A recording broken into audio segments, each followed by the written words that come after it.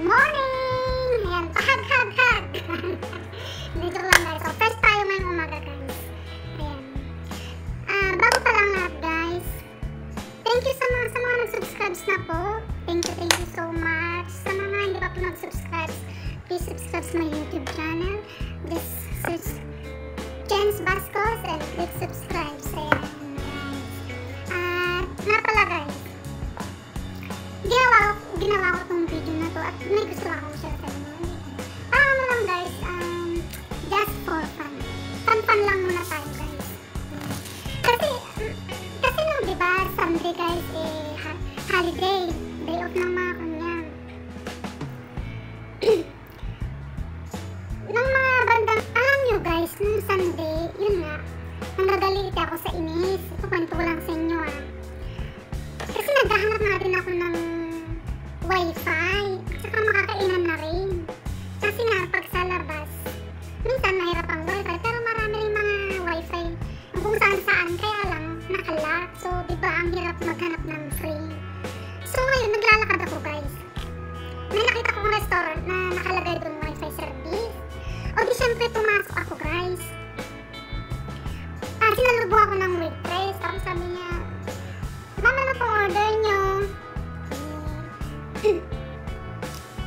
Sabi ko sa kanya, miss, may wifi service pala kayo. Opo ma'am. Sabi niya gano'n, okay. Ma'am, upo po kayo. Ginawa kanya ako papasok sa loob ng restaurant. Sabi ko gano'n naman, anong password niyo miss? Ma'am, eat first. Sabi niya. O nung pagkasabi niya eat first, so mag-order ako. So kailangan ko mag-order. Sabi ko, sige miss, mag-order ako. Tapos nung pagka-order ko sa kanya, di dumating na yung order ko.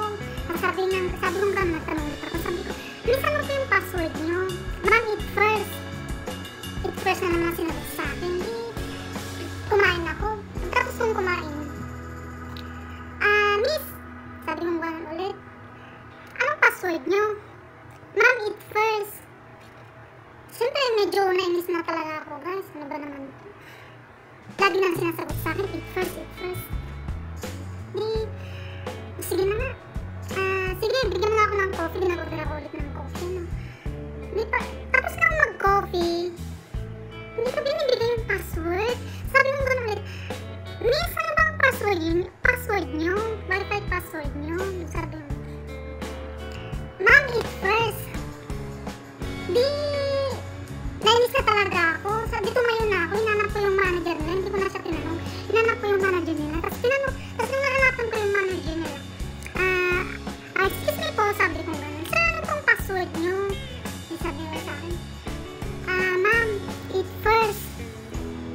Eat first na naman ang sinagot sa akin. Sabi ko gano'n, kanina pa ako nagtatanong kung anong password nyo. Tapos sabi nyo lang, eat first, eat first. Siyempre, nainis na ako sa ma'am, eat first na po ang password. Bigla ko napatingin sa wall nila. Alam niyo ba, doon ko nakita yung password nila. Yun pala yun, yung sinasabi nila, eat first. O diba guys, nakakainit ng ulo. Nakakainis. Ayun, lumabas na lang ako. Natawa ko sa sarili ko guys.